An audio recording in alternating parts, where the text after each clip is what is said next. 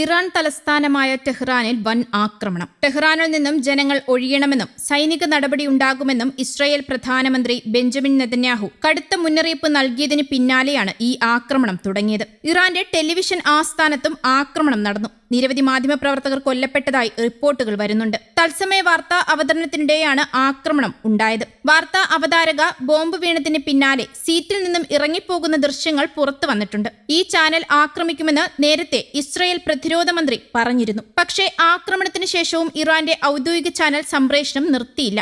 ആക്രമണത്തിന് പിന്നാലെ ചാനൽ വീണ്ടും പ്രക്ഷേപണം പുനരാരംഭിച്ചു. അതേസമയം ഇസ്രായേൽ തലസ്ഥാനമായ ടെൽ അവീവിൽ നിന്ന് ജനങ്ങൾ പിന്മാറണമെന്ന് ഇറാനും മുന്നറിയിപ്പ് നൽകിയിട്ടുണ്ട്. ടെഹ്റാനിൽ നിന്ന് നിരവധി സ്ഫോടന ശബ്ദങ്ങൾ കേട്ടതായി അന്താരാഷ്ട്ര മാധ്യമങ്ങളും റിപ്പോർട്ട് ചെയ്യുന്നു. നേരത്തെ ടെഹ്റാനിൽ നിന്നും ജനങ്ങൾ ഒഴിഞ്ഞു പോകണമെന്നാവശ്യപ്പെട്ട നെതന്യാഹു വ്യോമമേഖല ഇസ്രായേലിന്റെ നിയന്ത്രണത്തിലേക്ക് വരുന്നുവെന്നും അവകാശപ്പെട്ടു. യൂറോപ്പ് വരെ എത്തുന്ന മിസൈൽ ഇറാന്റെ പക്കലുണ്ടെന്നും യൂറോപ്പും ഇറാന്റെ ഭീഷണിയിലാണെന്നുമാണ് ഇസ്രായേൽ വിദേശകാര്യ മന്ത്രാലയം മുന്നറിയിപ്പ് നൽകുന്നത്. നാളെ യൂറോപ്പിലെ രാജ്യങ്ങളടക്കം നേരിടേണ്ടി വന്നേക്കാവുന്ന ഭീഷണിയെ ഞങ്ങൾ ഇന്ന് തന്നെ നേരിടുകയാണെന്നാണ് ഇറാനെതിരായ നടപടിയിൽ ഇസ്രായേലിന്റെ ന്യായീകരണം. ടെഹ്റാന് മുകളിലുള്ള ആകാശം ഇപ്പോൾ പൂർണ്ണമായും ഇസ്രായേൽ വ്യോമസേനയുടെ നിയന്ത്രണത്തിലാണ്. നഗരത്തിലെ പ്രധാനപ്പെട്ട ഭരണകേന്ദ്രങ്ങളെല്ലാം ഞങ്ങൾ ഉടൻ ആക്രമിക്കും. ഇറാനെ പോലെ സാധാരണ ജനങ്ങളെ കൊന്നൊടുക്കാൻ ഞങ്ങൾ ഇഷ്ടപ്പെടുന്നില്ല. അതുകൊണ്ട് തന്നെ ടെഹ്റാനിലെ ജനങ്ങളോട് ഞങ്ങൾ ആവശ്യപ്പെടുകയാണ്, അവിടെ നിന്നും ഒഴിഞ്ഞു പോകൂ, പിന്നാലെ ഞങ്ങൾ ആക്രമിക്കും. നെതന്യാഹു ഇന്ന് വൈകിട്ടോടെ ടെൽനോഫിലെ വ്യോമതാവളത്തിൽ വെച്ച്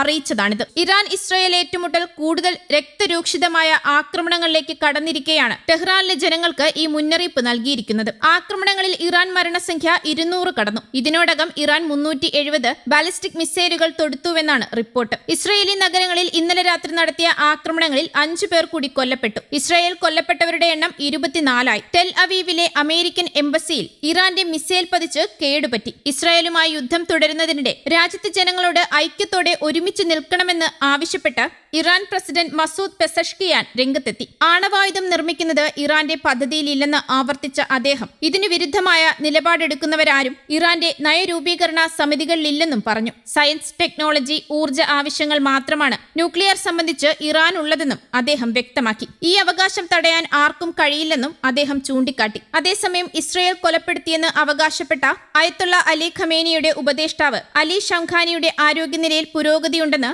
ഇറാൻ ന്യൂസ് ഏജൻസി അറിയിച്ചു.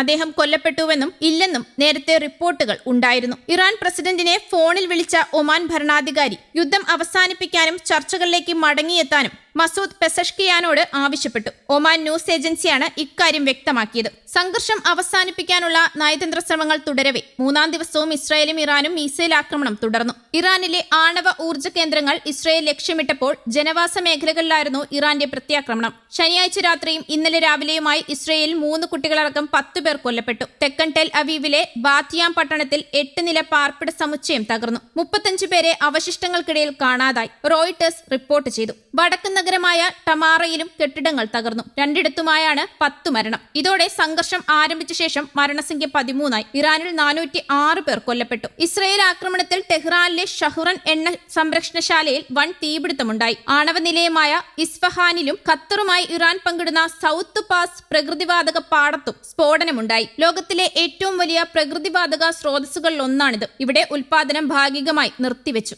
News desk Kerala Kaumudi.